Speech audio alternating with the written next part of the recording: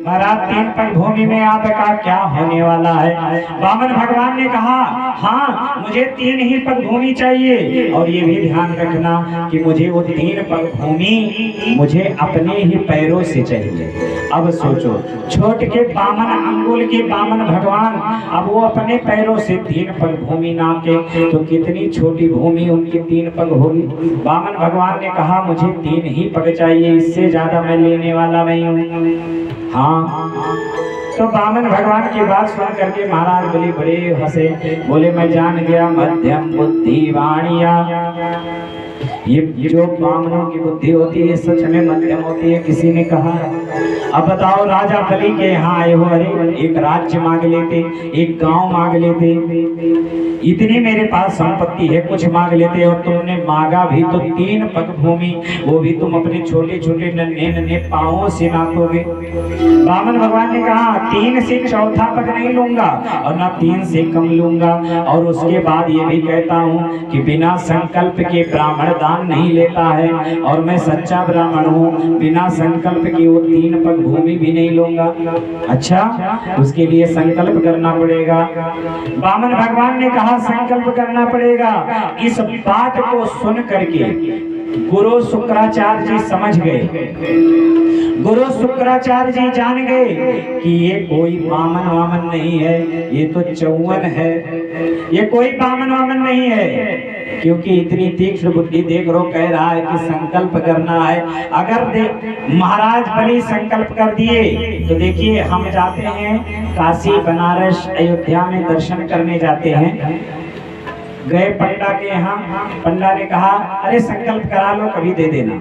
तो हमें संकल्प अगर देने की इच्छा हो तो संकल्प कराओ, नहीं तो संकल्प कराना नहीं चाहिए। अगर संकल्प करा लिए तो देना ही चाहिए। संकल्प कराने के बाद अगर आप नहीं देते हैं तो उसका 10 गुना आपको जुर्माना लगेगा। अब महाराज बलि से जब भगवान ने कहा मैं लूंगा भी तो संकल्प से लूंगा, तो शुक्राचार्य जी बात को समझ गए। शुक्राचार्य जी ने कहा कि ये साधारण व्यक्ति नहीं है। शुक्राचार्य जी ने अपनी दिव्य दृष्टि से देखा, जब दिव्य दृष्टि से देखा तो उस वामन के रूप में भगवान नारायण दिखे। जब भगवान नारायण दिखे वामन के रूप में, तो शुक्राचार्य जी अपने चेला को मना करने लगे, चेला तुम दान मत कर, दान करेगा तो तुम ये 3 पग में ही तेरा पूरा राम राज्य नाप लेगा, तू अनाथ हो जाएगा, तेरे पास कुछ नहीं बचेगा। महाराज बलि ने कहा महाराज आप ये क्या कह रहे हैं? गुरु का कर्तव्य होता है कि अपने शिष्य को दान में धर्म में आगे बढ़ावे, और आप कैसे गुरु हैं कि मैं दान करना चाहता हूं तो आप मेरी पीछे पैर खींचना चाहते हैं?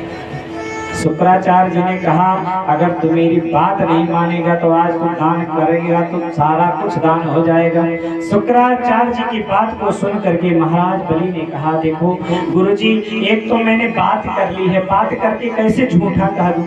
मैंने कह दिया कि जो मांगोगे वो दूंगा, और अब कैसे मैं पीछे हट जाऊं? शुक्राचार्य जी ने अपने चेले को बचाने के लिए कई युक्तियां लगाई। शुक्राचार्य जी ने कहा बेटा तो बोल दे कि मैंने झूठ बोला था, मैंने नहीं बोला था कि तुम्हें दूंगा। शुक्राचार्य जी से बलि जी ने कहा कि कोई गुरु अपने शिष्य को धर्म पे ले जाता है, सत्य बोलने की शिक्षा देता है, और आप कैसे गुरु हैं कि झूठ बोलने की शिक्षा दे रहे हैं? बोले कि बेटा 4 जगहों पे झूठ बोलने से पाप नहीं लगता है। कौन कौन? स्त्री नरम विवाहिचा भृत्यर्थे प्राण संकटे गो ब्राह्मणार्थे हिंसायां नन्नतम स्याजुगोप्सितम।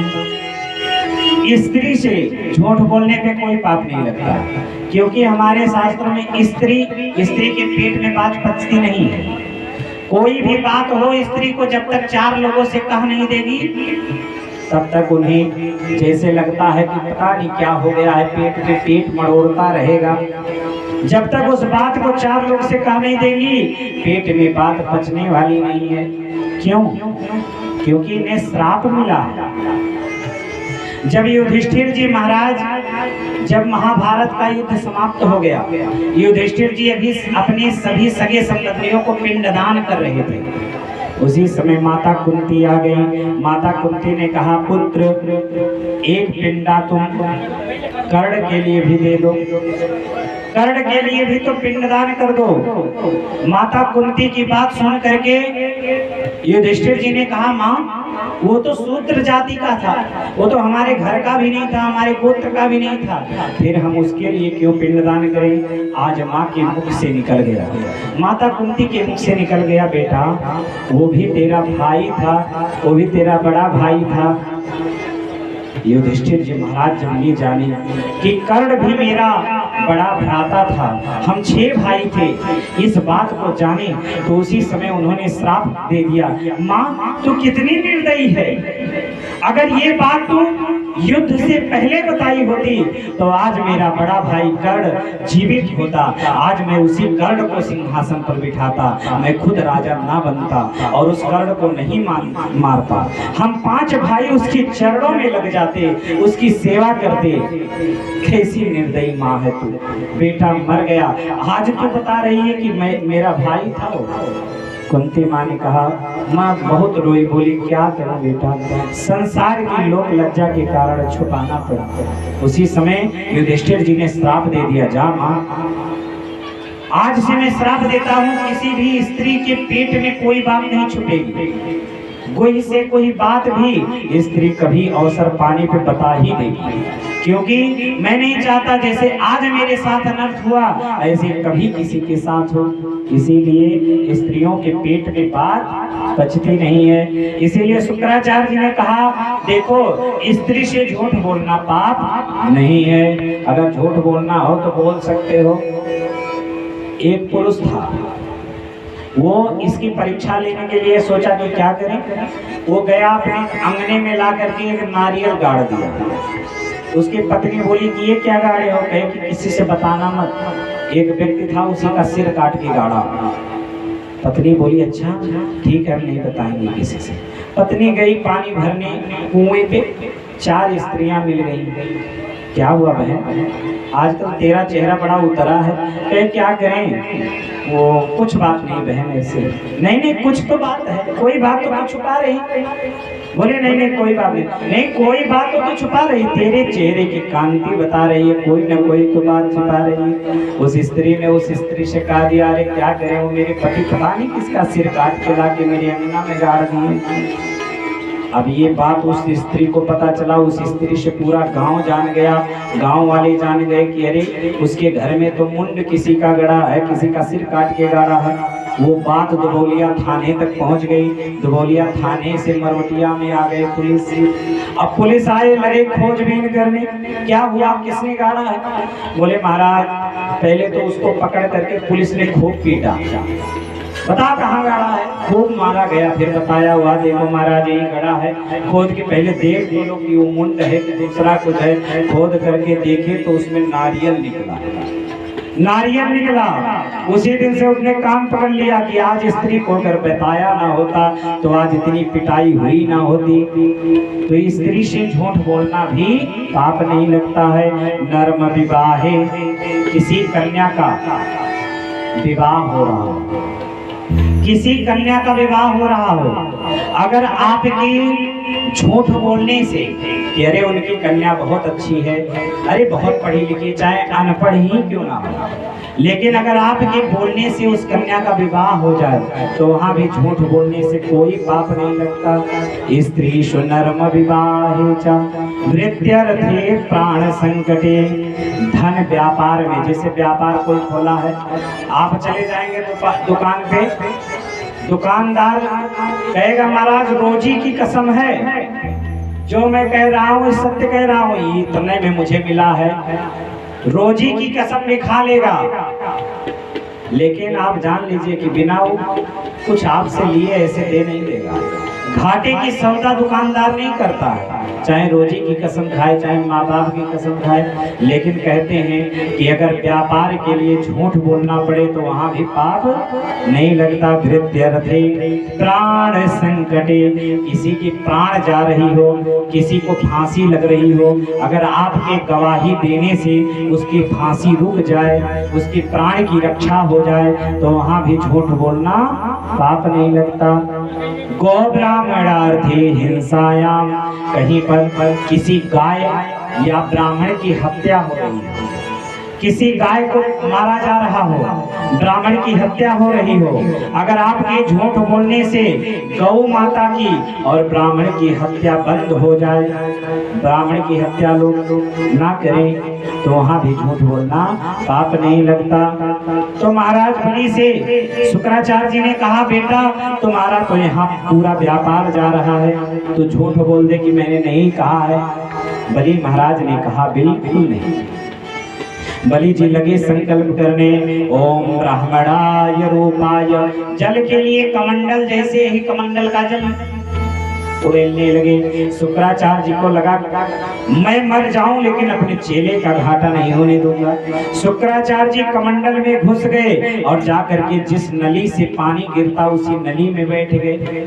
अब नली से पानी ही ना गिरे, भगवान से बलि ने कहा कि प्रभु पानी नहीं गिर रहा है, कैसे जल वो होगा, लग रहा कुछ फंस गया। भगवान ने कहा हाँ हो सकता है कुछ फंस गया होगा। भगवान ने एक कुसा रखी थी हाथ में, एक कुसा लेकर के भगवान ने उस नली को साफ किया और शुक्राचार्य जी की आंखें ही फूट गई। जो धर्म के मार्ग पे किसी का बाधक बनता है तो उसकी आंखें जरूर फूटती हैं। चाहे ये मत देखिए कि आंखें भौतिक ही फूटे तभी फूटी मानी जाती है। अगर आप किसी को दान करते भी रोक रहे हैं, खुद तो दान कर नहीं रहे हैं और दूसरे को दान करते भी रोक रहे हैं। एक सेठ जी कभी दान नहीं करते थे, दान करते ही नहीं थे, और दान करते हुए किसी को देख ले तो उनको बुखार आ जाए। अपना दान करे नहीं और किसी से दान करवावे भी नहीं। एक दिन सेठ जी गए बाजार में, देखे कि एक व्यक्ति खूब दान कर रहा था, लुटाए जा रहा था। कोई यात्री आवे उसे जल पिलावे, कोई यात्री आवे उसे भोजन करावे, कोई यात्री आवे उसे पंखा का दान करे, देता ये बात उस सेठ को सहन न हुई और वो सेठ का तबीयत खराब हो गया। वो सेठ भागा भागा घर आया। पत्नी ने कहा क्या हुआ, आपका चेहरा बड़ा लटका है, कहीं आपका कुछ गिर गया? सेठ ने कहा नहीं। बोले क्या हुआ? तब कोई आपसे कुछ ले लिया? बोले नहीं। बोले तब क्या हुआ, कहीं आपकी जेब कट गई? बोले नहीं। तब बोले क्या हुआ, कहीं किसी को दान कर दिए क्या? बोले नहीं। बोले तब क्या हुआ? बोले कि इस एक व्यक्ति को दान करते देख लिया, इसीलिए मेरी ये दशा हो गई। तो दान करते हुए रोकना भी सबसे बड़ा पाप है। कोई दान कर रहा है, तुम्हारा क्या जा रहा है? दान करने दो, उसका धर्म बन रहा है और तुम रोक करके उसका भी धर्म नष्ट कर रहे हो, अपना भी धर्म नष्ट कर रहे हो। तो दान रोकना भी। तब महाराज बलि के शुक्राचार्य जी के नेत्रों को भगवान ने छोड़ दिया। धर्म के मार्ग में बाधक शुक्राचार्य जी भागे, लेना ना एक देना दो। एक तो हमें उसमें कुछ मिलना ना जुलना और आंख हम अलग ही खुड़ा ली। भागे शुक्राचार्य भगवान को बलि ने दान किया। ओम वामनाय ब्राह्मणाय ब्राह्मण रूपाय वामनाय इमान त्रेण पदामि दा पृथ्वी अहम संप्रददे। मैं आपको 3 पग भूमि का दान करता हूँ। भगवान ने दान पाया, बोले कि अब तो मैं नाप लेता हूँ। बोले ठीक है। भगवान ने नापना शुरू किया। अब भगवान का रूप देखो, पद पाताल शीस अज धामा, अपर लोक अंग अंग विश्राम। भगवान का पैर जो है पाताल में चला गया। एक पैर से भगवान पाताल चले गए, दूसरे पैर को भगवान ने ब्रह्मलोक में बढ़ाया। 2 ही पगों में भगवान ने पूरे ब्रह्मांड को नाप लिया। ओम भूर भुवः स्वः जनः तपः। 7 लोक ऊपर है पृथ्वी के और 7 लोक नीचे है। तल वितल सुतल तलातल रसातल महातल पाताल। 14 लोगों को भगवान ने 2 ही पगों में नाप लिया। जब 14 लोगों को भगवान ने 2 ही पग में नाप लिया, भगवान बलि से बोले, बलि तूने 3 पग का संकल्प किया है, अब बता तीसरा पग कहाँ रखूं? बलि ने कहा, प्रभु आप ये बतावें कि दान देने वाला का धन बड़ा होता है कि दानी बड़ा होता है? बोले, दानी अगर दान न करता तो फिर दान कैसे मिलता? इसीलिए दानी भी बड़ा होता है, दानी ही बड़ा होता है। बोले, प्रभु तब आप मुझे ही नाप लो, मेरे ऊपर कृपा कर लो। भगवान ने अपना तीसरा पग महाराज बलि के सिर पे रखा। सारे राक्षस बलि बामन भगवान को बांधने चले, बलि ने रोक दिया, आज कोई नहीं आएगा इस बीच में, आज भक्त और भगवान के बीच में कोई नहीं आएगा, आज मेरा भगवान मुझे बांधने जा रहा है। धन्य है महाराज बलि जिसे भगवान ने अपना उनके सिर पर अपने पग को रख करके बलि को कृतार्थ कर दिया। बलि आज धन्य धन्य हो गए। बलि अपने सारे परिवार को बुलाए, परिवार को बुला करके बलि ने सबको नतमस्तक कराया। ऐसे भगवान के चरणों में नतमस्तक हुए, भगवान बड़े प्रसन्न हो गए। महाराज बलि से भगवान ने कहा, मुझे आपका सारा साम्राज्य नहीं चाहिए, मुझे तो सिर्फ स्वर्ग लोक दे दो, मुझे स्वर्ग ही चाहिए, मैं स्वर्ग की याचना से आया था, और तुम मांगो तुम्हें क्या चाहिए? महाराज बलि ने कहा, प्रभु आपका दिया हुआ मेरे पास सब कुछ है, अगर आप देना चाहते हो तो यही सांवली स्वरूप आपका दर्शन में करता रहूं दिन रात। तेरे नैना बड़े रसीले, मोटे मोटे बड़े कटीले, तैनो नजर नहीं लग जावे, तैनो नजर नहीं लग जावे मेरे श्याम, मेरा सांवरा सलोना घनश्याम, मेरा सांवरा घनश्याम, तेरे नैना बड़े रसीले, मोटे मोटे बड़े कटीले, तेरे नैना बड़े रसीले, मोटे मोटे बड़े कटीले, तैनो नजर नहीं लग जावे, तैनो नजर नहीं लग जावे मेरे श्याम, मेरा सांवरा सलोना, मेरा सांवरा सलोना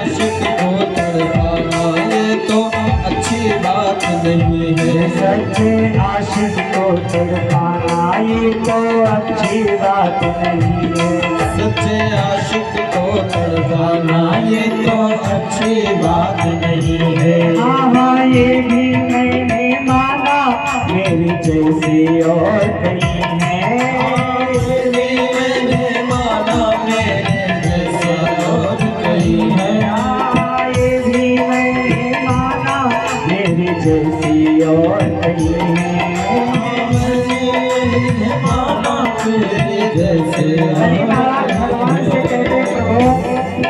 मेरे जैसे आपको हजारों मिल जाएंगे, लेकिन आपके जैसा मुझे कोई नहीं मिलेगा। तेरे चाहने वाले कम न होंगे, तेरे चाहने वाले कम न होंगे, पर याद रखना तेरी महफिल में हम न होंगे। प्रभु आपके चाहने वालों की कमी नहीं है, लेकिन मैं जानता हूँ मेरे जैसे आपको नहीं मिलेंगे।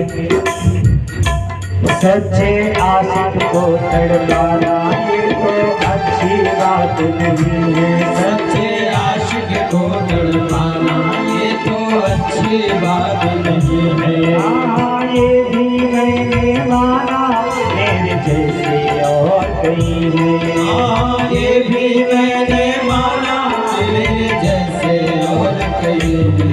सुन मुरली की ये ताने, सुन मुरली की ये ताने, निकले प्राण मेरा सावला सलोना घनश्याम, मेरा सावला सलोना घनश्याम, मेरा सावला सलोना घनश्याम।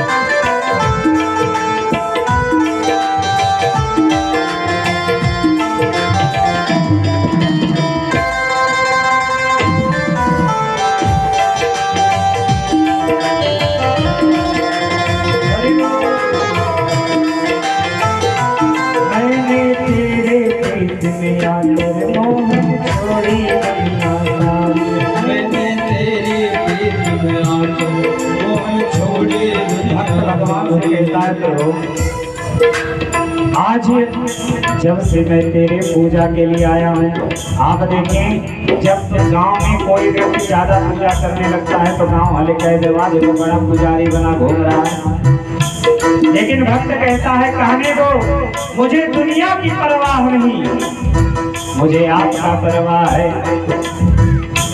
मैंने तेरे प्रीति में आकर मोहन छोड़ी दुनिया सारी, मैंने तेरे प्रीति में आकर मोहन छोड़ी दुनिया सारी।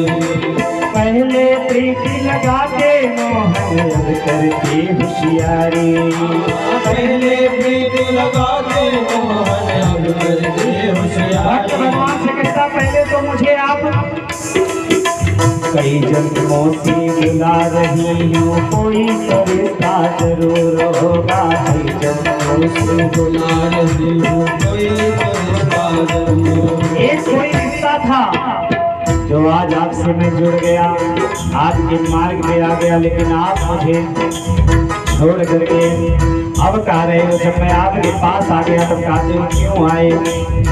सच्चे आशिक मैंने तेरे प्रीति में आकर मोहन छोड़े दुनिया सारी, मैंने तेरी प्रीति में आकर मोहन छोड़े दुनिया सारी। पहले प्रीति लगाते मोहन अब करते होशियारी, पहले प्रीति लगाते मोहन अब करते होशियारी। अब तो मैं तो गली गली में हो गई, मैं तो गली गली में हो गई, मैं तो गली गली में हो गई, मैं तो गली गली में हो गई बदनाम। मेरा सावला सलोना घनश्याम, मेरा सावला सलोना घनश्याम, मेरा सावला सलोना घनश्याम। मेरा सावला सलोना घनश्याम। भगवान से भक्त कहता है तो हो तेरे नैनों की मार से, तेरे नैनों की मार से कोई बच नहीं सकता, तेरे नैनों की मार से कोई बच नहीं सकता। तेरे नैनों की मार में जो आ जाए वो अपना, जो भगवान के पास आ जाता है फिर वो दुनिया को भूल जाता है। मीरा जी भगवान को पाई, संसार को ठुकरा दी, ऐसी लागी लगन मीरा हो गई मगन, ऐसी लागी लगन मीरा हो गई मगन, ऐसी लागी लगन मीरा हो गई मगन, ऐसे लागी लगन मेरा हो गए मगन।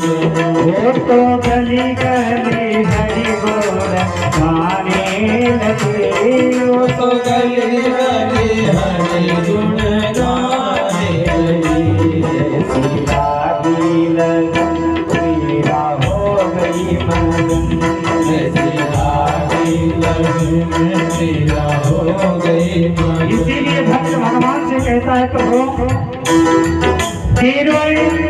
तेरे नैनों की मार ने तो हमको भी मार डाला, तेरे नैनों की मार ने तो हमको भी मार डाला।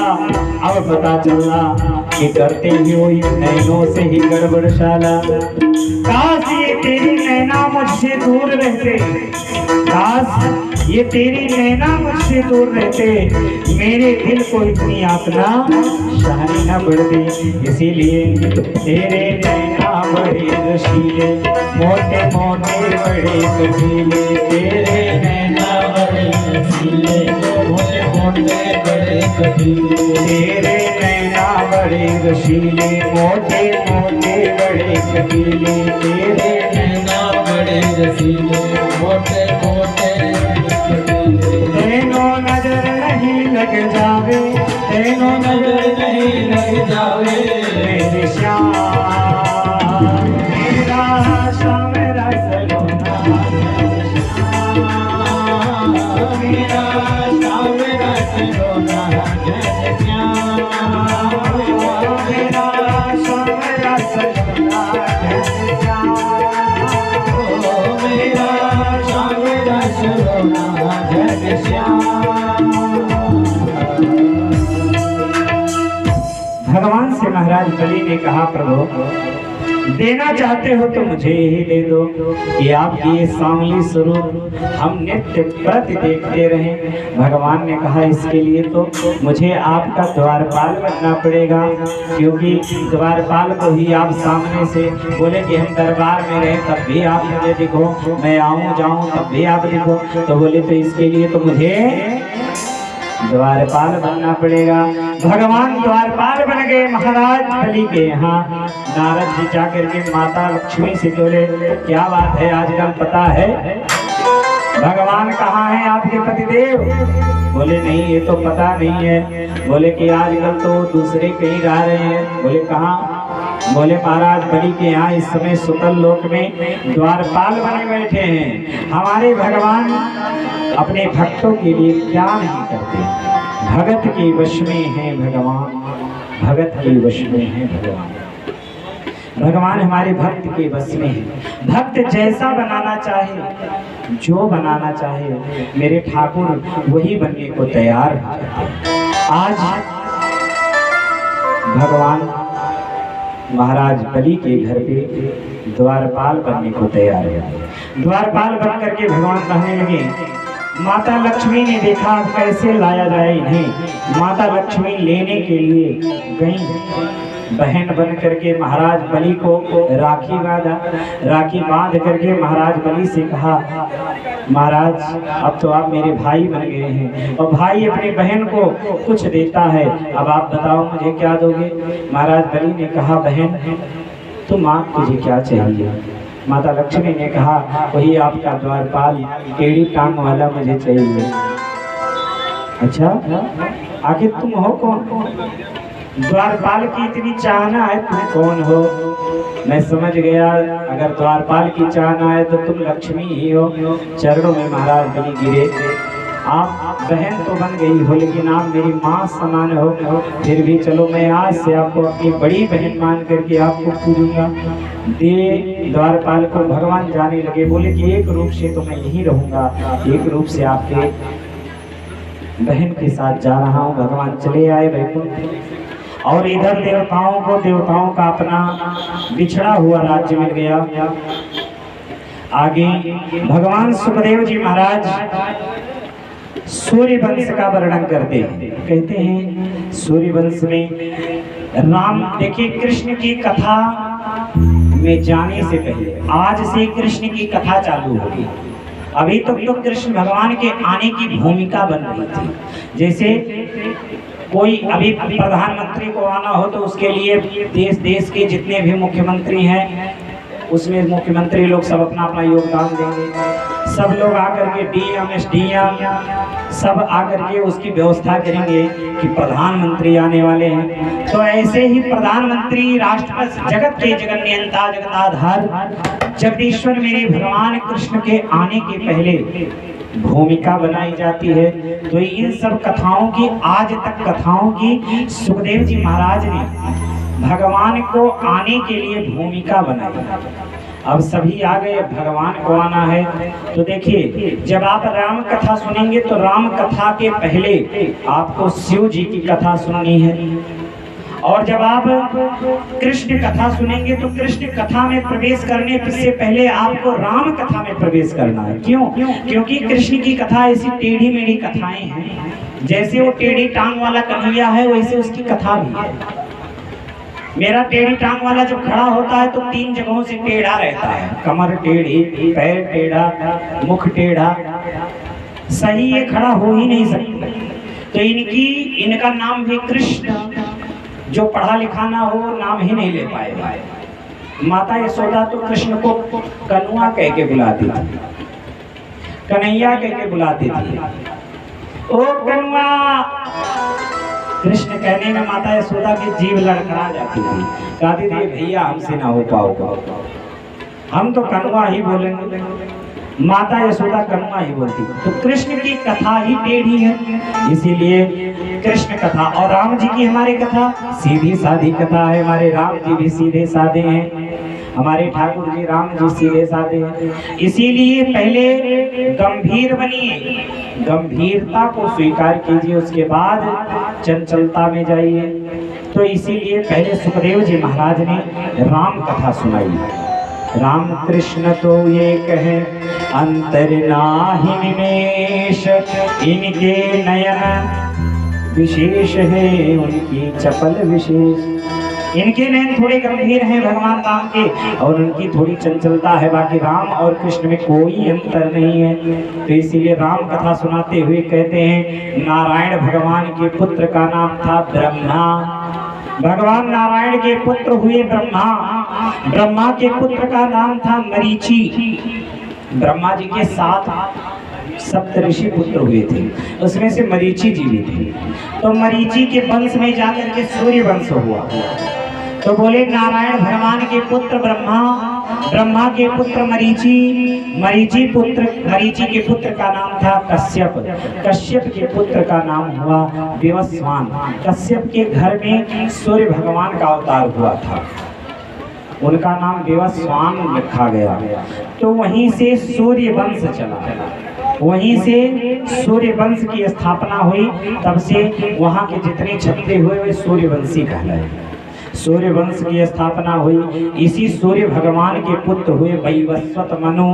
वैवस्वत मनु के पुत्र 2 हुए, एक का नाम था प्रद्युम्न, एक का नाम था सरियाती। तो सरियाती महाराज के एक कन्या हुई जिसका नाम था सुकन्या, और पुत्र कोई नहीं हुआ। तो सुकन्या एक दिन ऐसे सरियाती महाराज जंगल में गए थे शिकार करने, तो कन्या बोली मैं भी चलूंगी। बोले ठीक है चलो।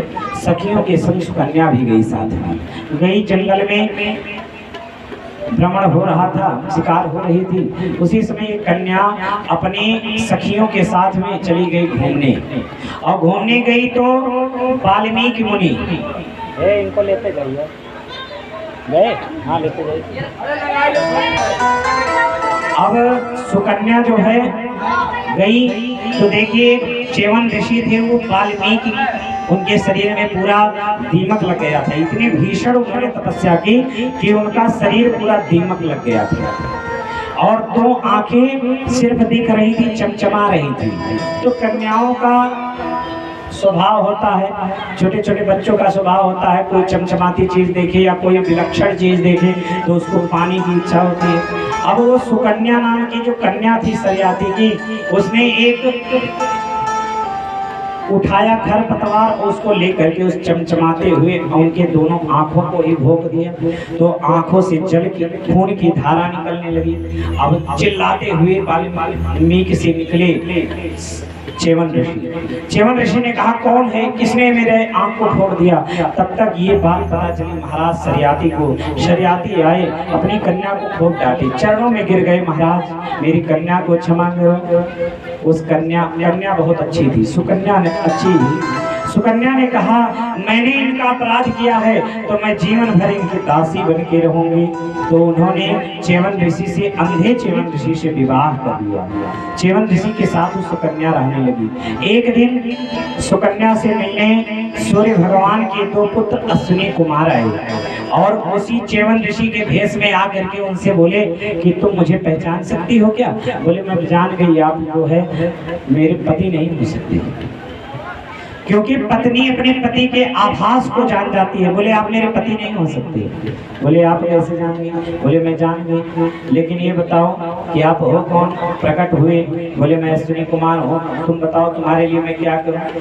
सुकन्या ने कहा कि आप मेरे पति को स्वस्थ कर दीजिए। बोले मैं पति को आपके स्वस्थ कर दूंगी, लेकिन अपने पति बोलो कि मुझे जो देवताओं ने भाग से, यज्ञ में भाग मुझे मिलता था, उस भाग से मुझे देवताओं ने च्युत कर दिया है, तो मुझे उस भाग को मिलना शुरू हो जाए तो मैं च्यवन ऋषि को ठीक कर दूंगा। बोले ठीक है। तो उन्होंने एक औषधियों के द्वारा अश्विनी कुमार ने एक प्रास बनाया और उस प्रास को च्यवन ऋषि को खिलाया तो च्यवन ऋषि नवयुवक हो गए, उनके नेत्रों की ज्योति आ गई, शरीर उनका दिव्य हो गया, नवयुवक होके खड़े हो गए। च्यवन ऋषि के साथ सुकन्या विहार करने लगी, रहने लगी और च्यवन ऋषि ने देवताओं के साथ मिल करके अश्विनी कुमार को